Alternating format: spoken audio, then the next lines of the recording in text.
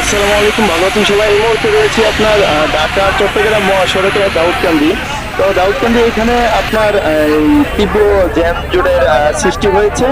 আপনার যে দাউদকান্দি মদিনাতুল উলুম যে মাদ্রাসা, সেই মাদ্রাসার মূলত যে প্রধান শিক্ষক তিনি বিরুদ্ধে উপজেলা থেকে সর্বোচ্চ গুরুত্বে তদন্ত করে রিপোর্ট পাঠানো হয়েছে।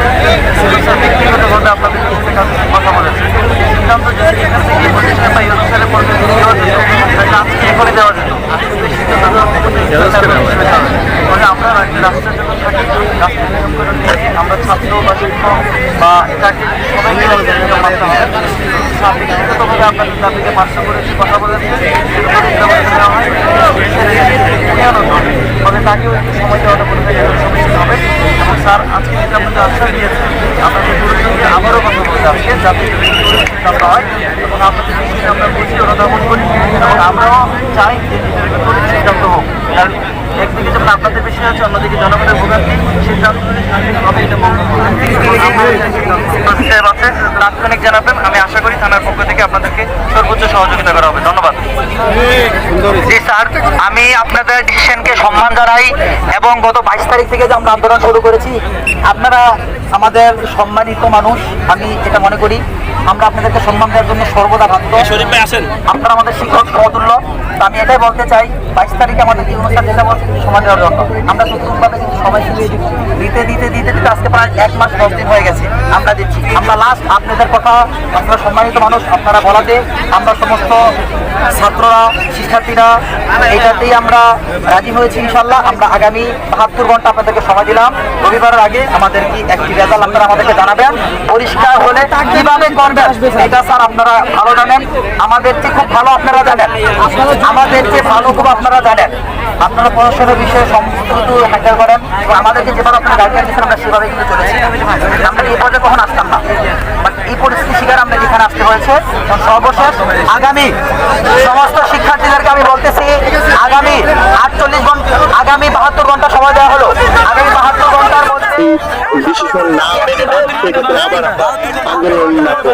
তো আপনারা দেখতে পাচ্ছেন কিন্তু পুলিশ বাহিনী কিন্তু বের করে দেওয়ার জন্য আপনার চেষ্টা চালিয়ে যাচ্ছে। এমনকি সেনাবাহিনী আমাদের বাংলাদেশের গর্ব সেনাবাহিনীর কিন্তু এইখানে যখন এই আন্দোলন শুরু হয়েছে তখন কিন্তু সেনাবাহিনী কিন্তু এই স্থানে চলে এসেছে এবং পরিস্থিতি কিন্তু অল্প কিছুক্ষণের মধ্যে স্বাভাবিক নিয়ে আসছে। এবং কি আপনারা দেখতে পাচ্ছেন কিন্তু এখানে যানজট কিন্তু চলে ছাড়ানো হচ্ছে এবং যানজট কিন্তু কমানো যে আপনার চেষ্টা চালিয়ে যাচ্ছে। এবং সেনাবাহিনীর উদ্যোগে কিন্তু এই যানজট এখন গাড়ি কিন্তু স্বাভাবিকভাবে আবার চলাচল করছে এবং সবাই মিলে কিন্তু আসলে পুলিশ, সেনাবাহিনী তাদের উদ্যোগে কিন্তু এই পরিস্থিতি কিন্তু আবার স্বাভাবিক পর্যায়ে চলে আসছে।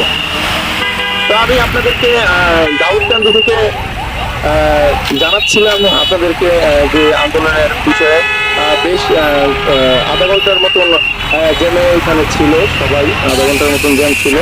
তো এখন আবার পরিস্থিতি আপনারা দেখতে পাচ্ছেন যে মাদ্রাসার সামনে আমি দাঁড়িয়ে রয়েছি। যে ট্রাক এবং বাস প্রাইভেট কার জ্যামে ছিল, সেই প্রাইভেট কার বাস জ্যাম থেকে কিন্তু এখন জ্যাম ছুটে গেছে এবং জ্যাম এখন নাই বললেই চলে। পরিস্থিতি কিন্তু স্বাভাবিক হয়ে গেছে। শিক্ষার্থীরা তাদের গন্তব্যস্থলে, তাদের যে মাদ্রাসা, সেই মাদ্রাসাতে কিন্তু প্রবেশ করেছে ইতিমধ্যে। তো এই ছিল দাউদকান্দি থেকে সর্বশেষ আমি মনে জানাচ্ছিলাম আপনাদেরকে সর্বশেষ খবর। আশা করি ভালো থাকবে সবাই, সুস্থ থাকবে। আমি পরবর্তী আপনাদের কাছে আবার নতুন কোনো ভিডিও নিয়ে আসবো। আসসালামু আলাইকুম ওয়া রাহমাতুল্লাহি ওয়া বারাকাতুহু।